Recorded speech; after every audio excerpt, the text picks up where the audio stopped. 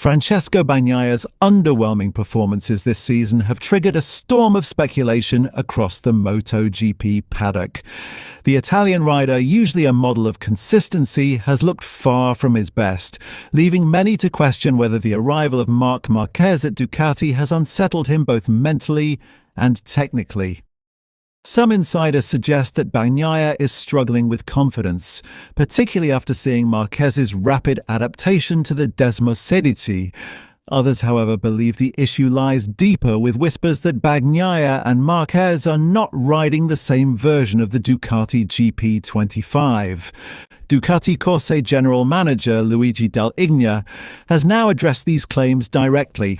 Speaking candidly, Dall'Igna admitted that there are indeed differences between the machines of Bagnaia and Marquez, though not in the way critics might imagine. Like every Ducati MotoGP bike before, the Desmosedici GP25 is a prototype racing machine, Dall'Igna explained. This means the bike has multiple versions and component options, which can be tailored to each rider. Setup choices, spare parts, and specific components are decided based on what suits each rider's style. This flexibility, while a strength of Ducati's engineering philosophy, also means that no two bikes are ever truly identical. Each rider from Bagnaia to Marquez to Fabio Di Giannantonio makes unique decisions about which parts to run.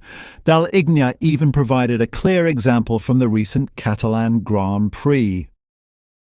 For Sunday's race, Pecco decided to use the swing arm that Marc Marquez and Fabio Di Giannantonio had already chosen. These are rider-specific preferences. Naturally, this creates differences between one bike and another, he clarified. The key point, however, is that even if Bagnaia were to copy Marquez's exact setup, there is no guarantee of equal success. A rider's style-breaking technique, corner entry, throttle control remains the decisive factor in performance. And yet the tension is undeniable. Sources in the paddock suggest that Bagnaia, visibly frustrated after recent races, has expressed his anger behind closed doors. Rumours of heated moments in the Ducati garage have only fueled speculation that his struggle is as much psychological as it is technical. Dall'Igna, while defending his rider, did not shy away from acknowledging that the human factor cannot be ignored. We are all human, and sometimes we don't perform as well as we expect or as others expect, he said. I don't believe the issue is purely technical. There are human elements involved, but I cannot go into further detail.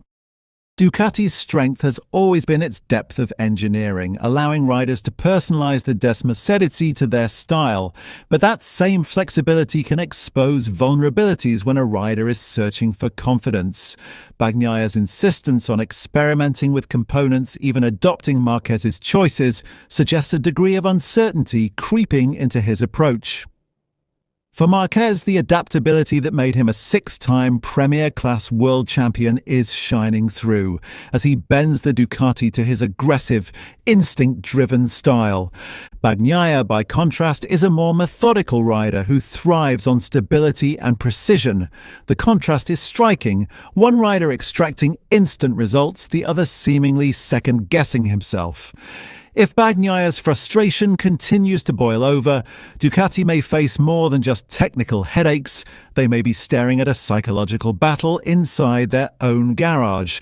And in a season where every point counts, that could prove as decisive as any mechanical upgrade. Beyond the technical debate, what makes this situation more intriguing is the timing. Ducati entered 2025 with arguably the strongest lineup in its history, pairing Bagnaia's methodical precision with Marquez's raw aggression.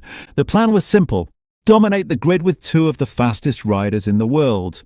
Instead, the dynamic has sparked questions about whether Ducati's strength could also be its weakness, with the garage split by differing philosophies and growing tension. Bagnaia, known for his calm demeanour, has rarely shown such visible signs of frustration in public. Yet insiders report that his body language has changed, slumped shoulders during debriefs, shorter interviews, and even heated discussions with his crew. While Ducati insists harmony remains intact, the cracks are becoming increasingly difficult to ignore. One crucial factor often overlooked is the mental strain of being constantly compared to Marquez. Every time Marquez finishes ahead, the narrative intensifies. Is the Spaniard the true number one within Ducati? This comparison is perhaps unfair given the differences in riding styles, but in the high-pressure world of Motogp, perception can quickly become reality. Compounding Bagnaia's situation is the level of competition across the grid. Riders such as Jorge Martin and Pedro Acosta continue to deliver podiums and victories, further increasing the scrutiny on Bagnaia's performances. When rivals outside his own garage are consistently faster, the Italian risks becoming the forgotten man in a championship he was once expected to control. From Ducati's perspective, managing this situation is delicate. They must reassure Bagnaia of his status while also giving Marquez the freedom to fully exploit the Desmosedici. Any hint of favoritism could destabilize the team further, and with Ducati supplying multiple satellite teams, the political balancing act becomes even more complex. Ultimately, the 2025 season could prove a defining chapter in Bagnaia's career. Either he adapts and reasserts his authority as Ducati's cornerstone, or the psychological weight of Marquez's presence may continue to erode his confidence. For now, the garage remains a fascinating mix of innovation, rivalry, and simmering tension, a storyline Motogp fans will be watching with unblinking eyes. Another layer to this saga is the evolution of the Desmosedici itself. Ducati's constant development means that updates are introduced almost every race weekend, but not every rider reacts the same way. What feels like an improvement to Marquez may feel like a distraction to Bagnaia, creating a subtle imbalance in the pursuit of progress. In some respects, Bagnaia appears to be chasing stability at a time when Ducati is demanding adaptability. The role of the technical crew also cannot be understated. Each rider relies heavily on their engineers to translate feedback into performance, and small misjudgments can have major consequences. Marquez has built an immediate bond with his side of the garage, drawing confidence from their rapid adjustments. Bagnaia's crew, while highly experienced, now face the challenge of restoring their rider's trust at a moment when he most needs clarity.